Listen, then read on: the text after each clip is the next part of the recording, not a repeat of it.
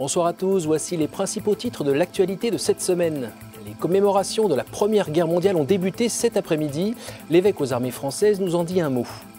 Le salon Batimat a ouvert à Paris, nous y retrouverons 2 religieux en quête de dons.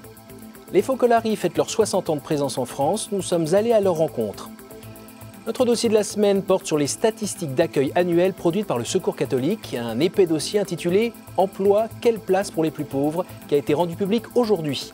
Pour en parler, Thibaut Dautuil, directeur de la communication de l'association humanitaire, et Antoine Dabundo, rédacteur en chef à Pèlerin. Voilà pour le sommaire. Avec un poil d'avance, les festivités liées à la commémoration de la Première Guerre mondiale ont été ouvertes cet après-midi à l'Élysée. Monseigneur Ravel, évêque aux armées françaises, y était convié. Il représentait aussi le président de la Conférence des évêques de France. En ces temps de promotion ardente de la laïcité, que fait donc un représentant de l'Église aux côtés du chef de l'État ? Il s'agit de retrouvailles, comme Monseigneur Ravel l'a dit au micro d'Antonin Lebas, juste avant d'entrer à l'Élysée. Alors j'aime ce mot retrouvailles, car il correspond précisément à ce qui se passait il y a un siècle. Il faut se rappeler que le début du XXe siècle a été très dur par les tensions sociales, et en particulier aux lois de 1901 et de 1902 d'expulsion des congrégations religieuses, avant la fameuse loi de 1905, séparation de l'Église et des États, et qui traduisait un état de tension très fort, en particulier entre l'Église catholique et la République française. Or, 1914 jusqu'à 1918, c'est l'occasion des retrouvailles, ce que le président Poincaré à l'époque appelait l'union sacrée. Alors retrouvons justement la conscience d'appartenance à une même nation, à un même projet de vivre ensemble commun, et non pas simplement, même si nous avons des projets internes à l'Église catholique, de vivifier des tendances communautaristes qui ne sont jamais correspondantes avec la vocation chrétienne, qui est la prospérité du pays sera votre prospérité, dit le prophète Jérémie. Hier, les évêques de Belgique ont produit une déclaration commune pour rappeler qu'ils s'opposent à la légalisation de l'euthanasie en général et à son élargissement aux mineurs et aux déficients mentaux en particulier. Une déclaration à laquelle se sont associés les représentants des différentes religions présentes dans le pays. Nous avons joint par téléphone le père Tommy Scholtes, porte-parole des évêques de Belgique. C'est une déclaration commune à l'opinion publique et les responsables religieux ont voulu dire ensemble leur manière de penser, leur manière de voir les choses. J'espère qu'il va faire son petit bout de chemin, c'est-à-dire chez tous les croyants des diverses religions concernées qui vont chacun le publier à leur manière sur leur site électronique, l'envoyer à la presse en disant ben voilà ce que nous avons signé, voilà ce qui est notre position dans le débat, et que le débat soit nourri et réfléchi. Et puis c'est intéressant. C'est ce qui est intéressant dans ce genre de déclaration, c'est que il y ait une véritable discussion qui soit relancée. Il nous est déjà impossible d'accepter le principe même de l'euthanasie. C'est évident qu'a fortiori, qu'un enfant mineur d'âge puisse émettre une demande qui soit juridiquement considérée comme acceptable, cela pose quand même un énorme problème puisque sa liberté juridique n'existe pas. Et donc, ça n'est pas acceptable. Alors, autre violence du côté d'Israël, où le patriarche latin de Jérusalem a condamné mardi dernier la démolition d'une maison construite sur un terrain appartenant au patriarcat. Fin octobre, des bulldozers de la municipalité de Jérusalem ont en effet expulsé les habitants et rasé la bâtisse sans en avertir le patriarcat. Monseigneur Fouad-Toile nous explique sa juste colère. Cette démolition, qui n'est pas la dernière ni la première des démolitions des maisons, n'aide pas à plus d'harmonie, de collaboration, de paix, etc., etc. Ce sont des actes qui ne font qu'aggraver la situation et qui font du mal à tout le monde. Et d'autres vont profiter de cet acte de vandalisme d'un État, de la mairie, de la communauté pour aggraver la situation. J'ai déjà envoyé une lettre au maire pour lui dire comment ça se fait, sans avertir. Il n'y a aucune raison, au moins apparente, logique, pour détruire cette maison. Nous allons faire une cause dans les cours d'Israël lui-même, pour voir à quoi ça sera conduit. Oui, nous croyons même dans la justice d'Israël lui-même et on va faire un cas, c'est tout. Alors en Syrie, c'est la nonciature apostolique qui a été touchée mardi par des tirs d'obus. Qui a tiré? Était-ce volontaire? D'après le nonce Monseigneur Mario Zenari, je cite, « Qui se cache derrière? De qui cela vient? S'ils sont tombés par erreur, je ne saurais le dire. C'est difficile dans ce contexte. » En effet, depuis des mois, ces tirs touchent régulièrement des lieux chrétiens et tombent tous les jours sur Damas. Malgré le fracas des armes en Syrie, quelques signes ténus d'espoir et de paix fleurissent aussi, comme cette surprenante statue d'un Christ en bronze érigée sur le mont Chérubim. Elle se trouve sur le chemin du traditionnel pèlerinage de Constantinople à Jérusalem. Une statue bien visible avec ses 12 mètres de haut fixée sur un socle de 30 mètres, située près de la ville chrétienne de Saïd Naya, à l'ouest du pays. Pour la petite histoire, il semblerait qu'une espèce de trêve ait été établie entre les 3 factions dominantes du secteur pour les 3 jours nécessaires à la mise en place de la statue par des envoyés des églises orthodoxes d'Ukraine et de Russie. Pour conclure la séquence étranger, une série de spectacles vient de se terminer en Pennsylvanie aux États-Unis. Un spectacle extraordinaire, vous le voyez ici, dans le plus grand théâtre chrétien en Amérique du Nord, où depuis mars dernier se jouait l'histoire de Noé et de son arche. Le tout à la sauce hollywoodienne, mais en respectant bien le texte et l'esprit original de la Bible. Un spectacle vivant réalisé par des évangéliques dans la même veine populaire et religieuse que celui proposé depuis 1633 en Bavière catholique, avec la Passion d'été jouée à Oberhammergau. Retour en France où, vous l'avez vu à l'antenne de KTO, les évêques sont présents à Lourdes pour leur assemblée plénière. Au-delà du travail sur les dossiers que vous pouvez suivre au travers de nos flashs quotidiens depuis Lourdes, une des interventions portant sur la laïcité a marqué les évêques. Elle a été faite par le cardinal Ricard, que je vous propose de retrouver tout de suite. Je vois apparaître aujourd'hui une laïcité beaucoup plus militante, suspicieuse. Ça se manifeste dans le domaine de l'éducation. On voudrait dégager un espace citoyen qui serait détaché de toutes les influences familiales et religieuses. Bien sûr que je crois qu'il faut que l'être humain, le jeune, puisse grandir dans sa liberté, mais en même temps, je crois que ce serait une erreur de voir sa participation à la vie familiale, à un mouvement de jeunes, à une communauté religieuse, je veux dire comme des choses aliénantes ou oppressantes. Nous n'avons pas à revenir, me semble-t-il, au courant laïciste de la Troisième République qui vivait un espèce de combat contre l'Église catholique. Je crois que cela a fait son temps. Il me semble qu'aujourd'hui, la situation actuelle mérite finalement un autre débat. Alors rendez-vous pour suivre ces flashs à 17h40 et 20h40 chaque jour jusqu'à dimanche. Dimanche où à 9h50 du matin sera diffusé en direct le discours de clôture du président de la CEF. À Strasbourg, le week-end dernier, vous le voyez ici, les jeunes du mouvement eucharistique des jeunes ont participé à leur rassemblement national. Plus de 1400 jeunes et animateurs ont fait la fête aux zéniths de la ville lors de ces 4 journées de rencontres, de partage, de fêtes et de célébrations. Pour rappel, le MEJ partage sa spiritualité ignatienne avec le pape François. En ce moment, à Paris, du côté du site de l'UNESCO, on plaisante moins. La 37e session de la conférence générale a débuté le 5 novembre. Il s'agit d'une session bisannuelle qui détermine les orientations et la ligne de conduite générale de l'Organisation des Nations Unies pour l'éducation, la science et la culture. Quel est le plus de la délégation du Saint-Siège qui participe à ces travaux ? Marine Wolf est allée à la rencontre de Monseigneur Follo et de différentes délégations. L'objectif de cette conférence générale, déterminer l'orientation de l'organisation pour les 8 prochaines années. L'enjeu est important pour le Saint-Siège. Il ne vote pas et n'a donc qu'un avis consultatif. Mais pour Monseigneur Follo, chef de la délégation cette année, leur vision est unique. Nous avons des données qui nous viennent des missionnaires du monde entier, qui vivent sur le terrain. Donc notre chance, c'est d'avoir des éléments que les autres, c'est plus difficile à les avoir. Nous, on veut le partager. Donc il y a une sensibilité sur l'être humain que tout le monde a, mais que notre approche est, je pense, plus intégrale. L'organisation a engagé une réforme majeure qui vise à rendre l'UNESCO plus pertinente, plus efficace et plus réactive face aux défis mondiaux relatifs à la paix et au développement. Parmi les 195 pays membres, certains estiment le regard du Saint-Siège important. Chez nous, seulement 2% de la population est catholique. C'est quand même 26 millions de personnes. Ce n'est pas un petit nombre. Nous sommes vraiment attentifs aux souhaits et aux besoins des gens des différentes croyances de notre pays.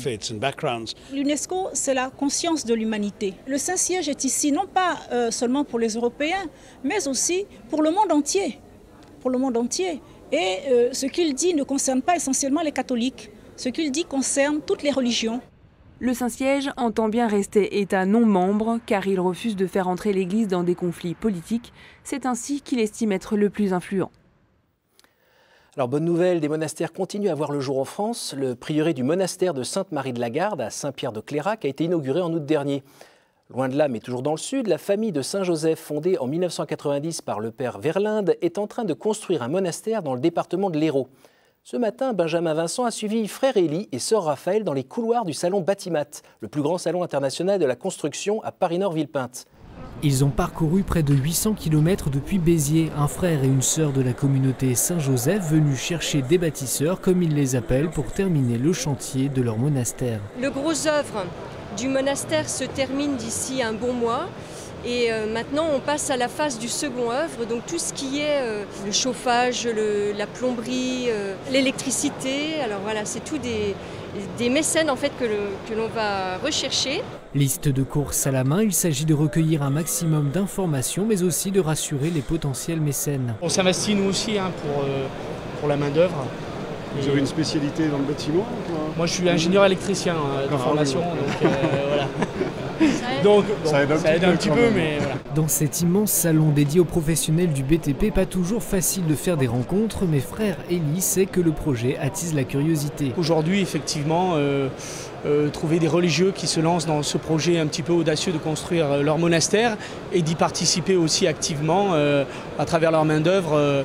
Voilà, et quelque chose qui suscite l'intérêt. Le chantier nécessite encore 800 000 € en outillage et matériaux et autant de bâtisseurs à mobiliser. Actualité chez les sœurs de la Charité dominicaine de la Présentation de Tours. Sœur Véronique Magron a été choisie comme provinciale pour diriger cette communauté du tiers-ordre dominicain. Fondée au XVIIe siècle, cette communauté engage ses sœurs à se dévouer à l'enseignement et à la médecine. Ce lundi 11 novembre, les Focolari ouvriront l'année qui célébrera les 60 ans de leur présence dans l'Hexagone. Le mouvement, initié par l'Italienne Clara Lubich dans les années 40, compte 2500 membres en France qui sont engagés dans la société et l'Église où ils souhaitent être facteurs d'unité et de fraternité avec tout homme. Au cœur du mouvement, on trouve de petites communautés de femmes ou d'hommes, les Focolars. Coraline Salvoche est allée à la rencontre de l'une de ses membres pour comprendre en quoi cette spiritualité rejoint les besoins des chrétiens aujourd'hui. La nuit tombe sur Paris et au 7e étage de cet immeuble, la soirée a déjà commencé. Nous sommes dans un Focolare féminin, un appartement partagé par 5 laïcs consacrés venus des 4 coins de la France. Ici, la spiritualité du mouvement des Focolari se vit chaque jour au quotidien, au travail, à l'université et en communauté. J'ai été vraiment à un moment donné touchée par la vie de la parole. C'est-à-dire que par petits groupes, on essaye de se partager un petit peu comment est-ce qu'on met en pratique la parole de Dieu, donc dans notre quotidien, avec tous les efforts que ça demande, etc.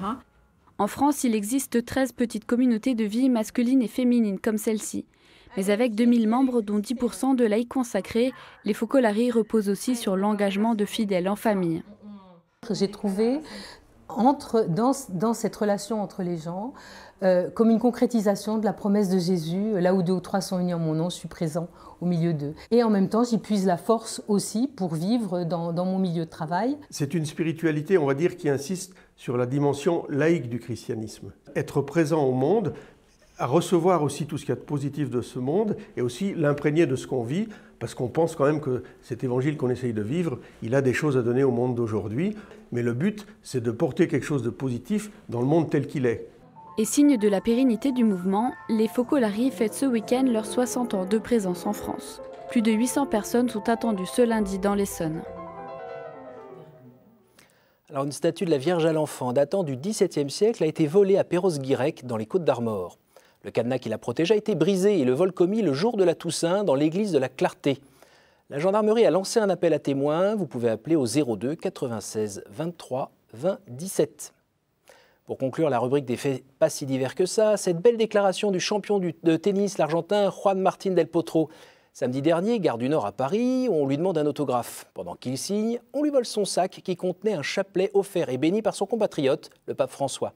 « On m'a pris une part de moi et de ma vie », a-t-il déclaré. « C'est impossible de ne pas y penser, ça fait mal. Je ne peux plus prier avec mon chapelet, mais je n'oublierai jamais le geste du pape », a-t-il dit. La Vierge Marie encore dans l'actualité avec cette déclaration du préfet de la Congrégation pour la doctrine de la foi à propos de Medjugorje. Monseigneur Gerhard Ludwig Müller a invité les évêques américains à rappeler aux prêtres et aux fidèles qu'il n'est pas permis de se rendre à des rassemblements où la crédibilité des, entre guillemets, apparitions de la Vierge Marie serait considérée comme acquise. L'évêque réagit ainsi à une tournée de conférences de l'un des voyants programmée à travers les États-Unis. Tournée qui a, semble-t-il, été annulée depuis. Sans transition, on reste en France avec le rapport sur le travail du dimanche qui devrait être remis par Jean-Paul Bailly autour du 12 novembre. Comment l'ancien patron de la Poste a-t-il travaillé? Que doit-on attendre de celui qui avait déjà rédigé un rapport pour le Conseil économique et social où il s'opposait à la généralisation du travail dominical? Réponse de celui qui suit bien le dossier depuis des années, Joseph Touvenel, vice-président de la CFTC. Que va-t-il mettre dans son rapport? Je n'en sais rien. On sait qu'il a reçu les organisations syndicales, qui sont unanimes là-dessus, c'est protégeons notre dimanche, et les ouvertures des grandes surfaces ne sont pas vraiment nécessaires. Les organisations patronales, un certain nombre d'entre elles, sont sur la même longueur d'onde, d'autres sont pour l'ouverture, et ce que nous craignons avec ce rapport, c'est qu'ils nous disent le repos dominical, c'est nécessaire pour les familles, c'est nécessaire pour l'équilibre de la société, mais dans les exceptions, laissons le bricolage. Et dans ces cas-là, on sera reparti pour un tour, parce que les magasins de vente de matériaux vont dire « mais alors pourquoi pas nous, pourquoi pas nous ?» et ainsi de suite. En fait, il faut revenir aux fondamentaux. Est-ce que l'on veut que le dimanche, la consommation et la production soient entre parenthèses pour permettre la vie familiale, associative, personnelle et spirituelle? Alors, comme prévu, dans quelques instants, nous retrouvons nos invités pour parler du rapport statistique annuel du Secours catholique paru aujourd'hui. Juste avant, jetons un coup d'œil sur les unes de vos hebdomadaires chrétiens cette semaine.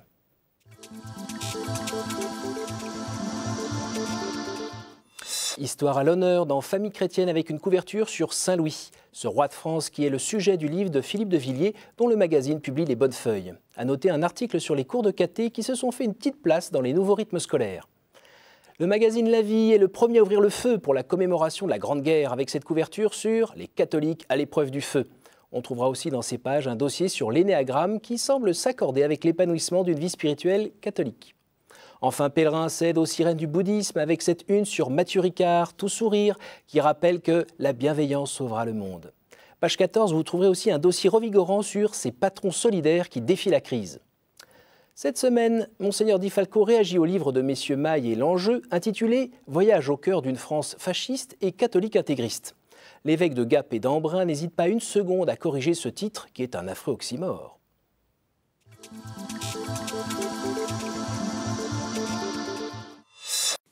Bonjour, vous connaissez sans doute ce texte de Raymond Queneau, Exercice de style. Dans ce livre, l'auteur raconte 99 fois la même histoire, mais dans des styles différents. Il y a le style maladroit, négatif, insistant, géométrique ou même zoologique. Et au final, eh bien, il s'agit de la même histoire. De la même manière, on peut dire que tous les saints sont dans cette démarche d'exercice de style. Même très différents les uns des autres, ils vivent le même évangile. Que ce soit Jean XXIII, Jean-Paul II, Mère Teresa ou encore Thérèse de l'Enfant Jésus, ils expriment à leur manière la même foi en l'amour que Dieu nous donne et qu'à notre tour, nous devons donner à ceux qui nous entourent. Mais il y a un exercice de style qui, lui, ne fonctionne pas. Écoutez plutôt. Regarde les sans-papiers. Ils ont déjà envahi nos églises. Ça ressemble à une chiotte géante. Ou bien, si on m'apprend que les 6 millions de Juifs sont réellement morts, moi, je dirais, c'est cool. Ou encore, je suis l'Évangile, je défonce la gueule aux Juifs. Tous les catholiques seront obligés de haïr les Juifs. Je cite là les propos de prétendus catholiques issus d'un livre de Rémy L'Enjeu et Mathieu Maille, Voyage au cœur d'une France fasciste et catholique intégriste. Comment concilier ces citations avec celles du Christ lui-même, dont pourtant ces personnes se réclament? Je cite le Christ. « Tu aimeras ton prochain comme toi-même ». Ou bien, aimez vos ennemis, bénissez ceux qui vous maudissent. Ou encore, aimez-vous les uns les autres comme je vous ai aimés. De même, c'est à l'amour que vous aurez les uns pour les autres que l'on vous reconnaîtra pour mes disciples. Certes, il n'appartient à personne de juger la foi de quiconque, mais j'affirme avec force et conviction que ces personnes aux propos xénophobes, racistes, antisémites, homophobes ne sont pas catholiques. Pas plus d'ailleurs qu'un porteur de soutane, l'habit ne faisant pas le moine, un porteur de soutane donc conduisant une manifestation et vociférant dans un micro des insultes à propos de la garde des Sceaux. On est en droit de combattre des idées, d'exprimer son désaccord avec une loi, mais s'en prendre à la personne est indigne et prouve surtout que l'on est à court d'arguments. Alors si vous lisez ce livre, Voyage au cœur d'une France fasciste et catholique intégriste, gardez bien en tête que quelqu'un qui prétend être disciple du Christ tout en crachant du venin et en incitant à la violence n'est pas catholique. D'un végétarien qui se mettrait à manger de la viande, on ne dirait pas qu'il est encore végétarien. Et bien de même, on n'est plus dans l'exercice de style lorsqu'un soi-disant catholique exprime ses convictions dans la haine de l'autre. À bientôt. Merci Monseigneur pour ce rappel aux principes évangéliques. Rendez-vous dans 15 jours pour une nouvelle chronique. Place maintenant à notre dossier de la semaine.